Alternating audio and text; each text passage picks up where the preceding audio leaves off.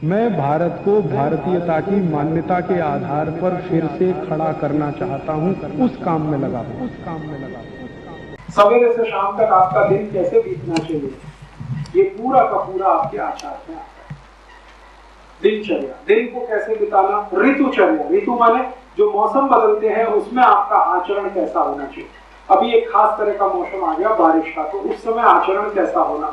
बहुत ठंडी का मौसम आ गया तो आचरण कैसा होना, और बहुत गर्मी का मौसम आ गया तो आचरण कैसा होना। तो ऋतु के आधार पर सबसे मुख्य आधार है ऋतु, तो ऋतुचर्या उसको कहा गया।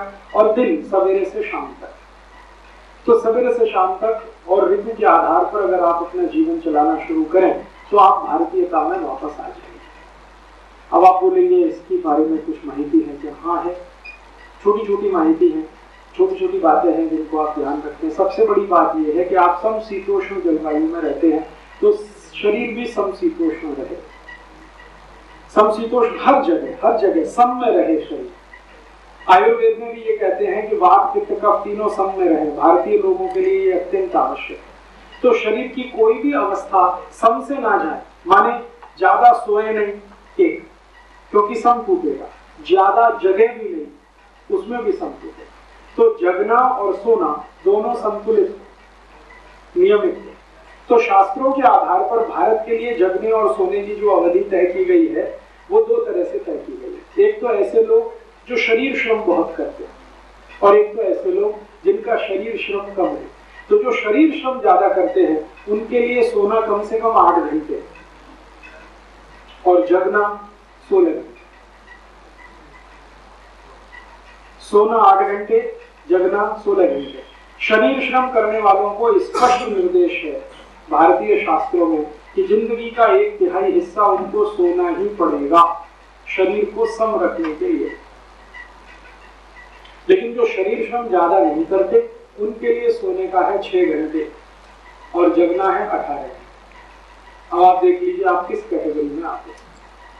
अगर शरीर श्रम नहीं है आपका तो 6 घंटे सोना पर्याप्त है, और शरीर श्रम है तो 8 घंटे। लेकिन कभी कभी एक छूट दी गई है, वो ये कि आपका शरीर जब स्वस्थ महसूस करे उतनी देर सो लेना।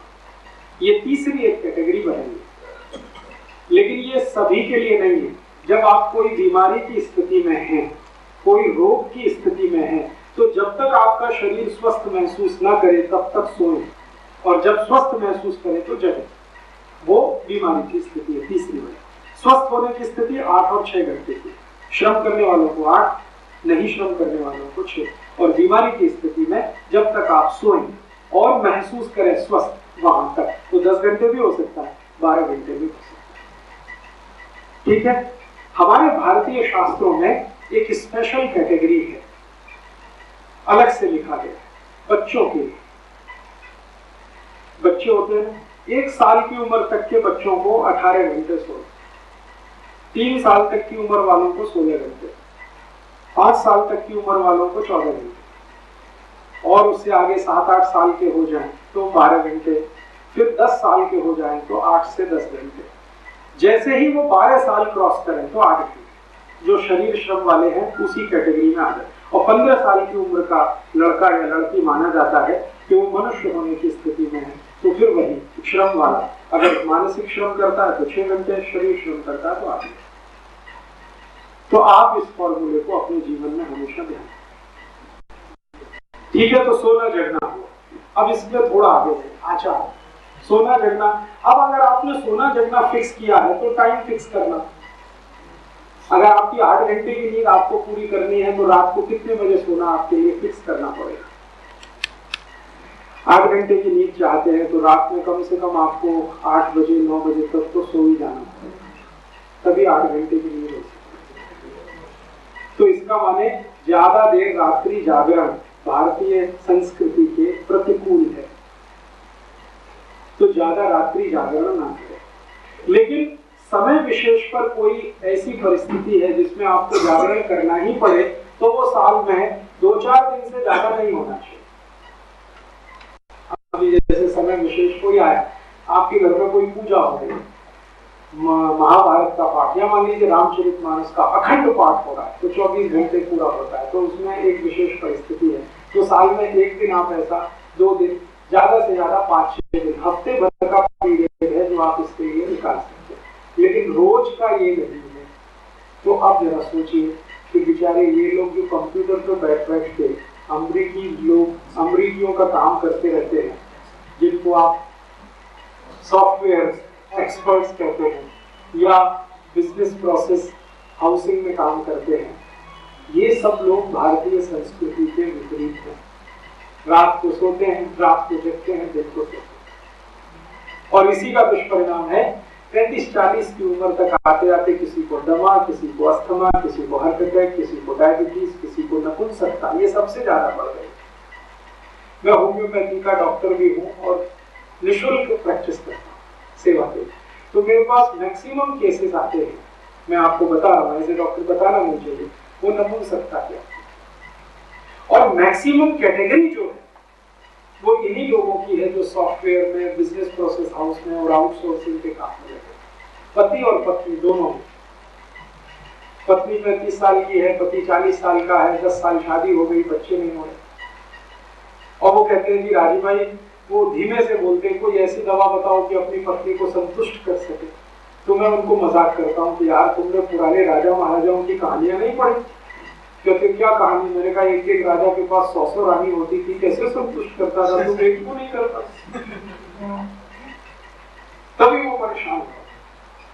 मैंने तो सोचो तो सही कि एक राजा के पास 100 रानी तो संतुष्ट तो करता होगा, नहीं तो भाग जाएंगी कि नहीं, कैसे रहेंगी उसके पास, और तुम एक को नहीं संतुष्ट कर पा रहे, तो तुम्हारे जीवन शैली में और राजा के जीवन शैली में क्या अंतर आया, जरा देखो।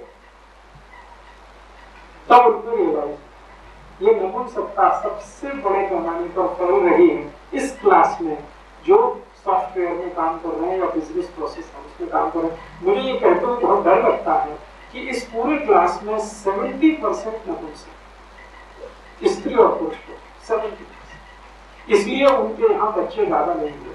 आपको ऐसा लगता है कि वो बच्चे करना नहीं चाहते, हो ही नहीं रहे, करना नहीं चाहते वो बात अलग, हो ही नहीं रहे, क्योंकि जीवन शैली का ये जो बिल्कुल उल्टा हो गया, रात को जगना, सुबह को सोना, यहां तो बहुत तकलीफ आती है। तो भारतीयता में अगर रात को आप सोते नहीं और दिन में आपको सोना 4 से 5 के बीच में, कोशिश करिए अगर इसको फॉलो करें। इसको फॉलो करने में जो सबसे बड़ी रुकावट आपके घर में है, अगर आप उस पर विजय पा लें तो ये आसान है। टेलीविजन, अगर टीवी का कनेक्शन काट सकें, या तो कंट्रोल आपका इतना हो कि हम जब चाहेंगे तभी स्विच ऑन होगा, नहीं तो कोई बात ही नहीं है, तो आप इस पर काबू कर सकते हैं और आपके बच्चे भी आपको देखकर करें। टीवी रखिए लेकिन कंट्रोल रखिए रिमोट पर, और अगर कंट्रोल नहीं है तो कनेक्शन काटिए। उसमें कुछ दुविधा मत पाइएगा कि कनेक्शन काटेंगे तो दुनिया से पिछड़ जाएंगे, ऐसी उसमें कोई बात नहीं आ रही है कि आप दुनिया से आगे निकल जाए। उसको देखिए जो पिछड़ने की कल्पना आप करें, कोई जानकारी ऐसी नहीं आ रही है जो आपको दुनिया से आगे निकालती हो, तो पिछड़ने का डर क्यों? दोस्तों सबसे पहले तो चैनल सब्सक्राइब करें, फिर लाइक, कमेंट और शेयर करें, और हाँ, हमारा एंड्रॉयड ऐप डाउनलोड करना ना भूलें।